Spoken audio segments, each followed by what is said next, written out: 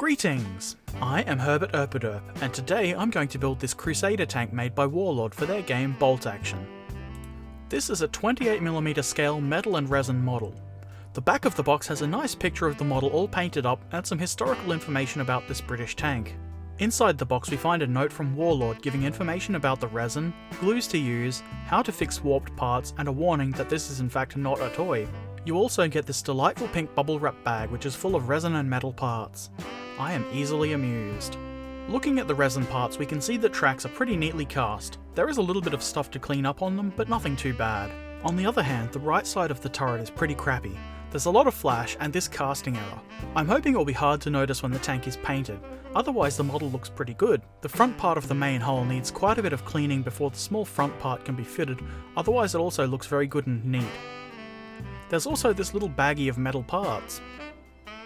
Instructions aren't included, but the build should be fairly easy. I decided to start by attaching the front part to the main hull. Fortunately, Warlord's resin is soft enough to slice with my knife. This makes the cleanup much easier. This area did need quite a lot of work to clean up. It needs to be flat so the long raised portion fits into the slot on the front part.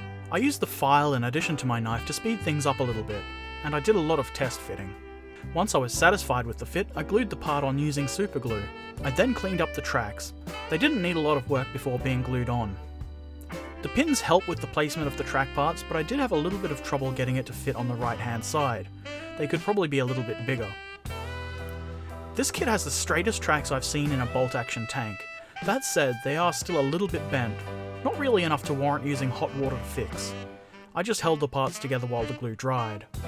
I tried to clean up the turret as best I could. I filed down the bottom to ensure a good fit with the hull. With this kind of casting error, I don't think I could fix it without a lot of effort. If it didn't have all the raised bolts, it wouldn't be an issue. The error is on the left side of the turret as well. I'll probably just cover it with some camo or something when I paint the tank.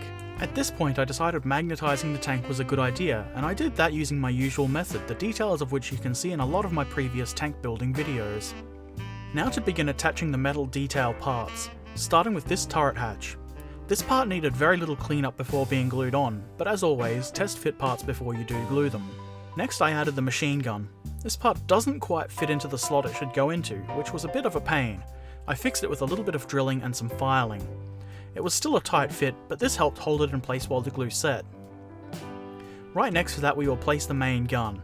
This part was nicely cast and it was straight and had very little flash. I drilled out the end to improve its appearance a little bit, and then I glued it in place, making sure to hold it straight while the glue set.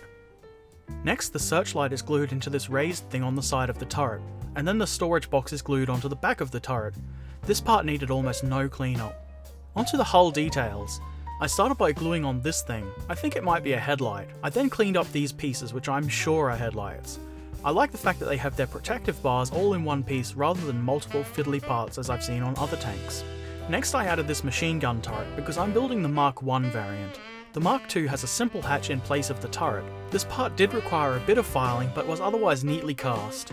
I glued it in place, but you could also magnetize it, either to allow it to rotate or to be switched out for the plain hatch to allow you to represent both versions of the tank on the gaming table.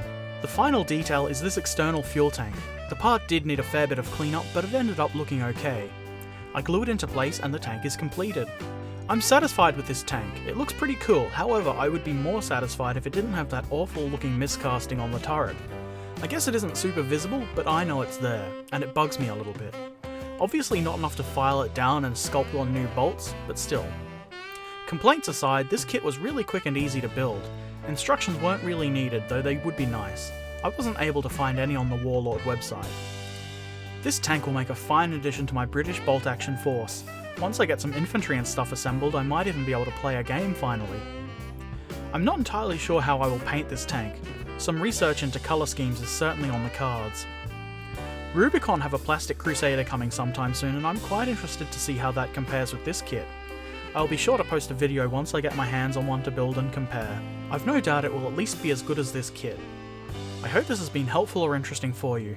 If you've got any comments, please leave them below. Don't forget to subscribe if you'd like to see more. Thanks for watching. Farewell.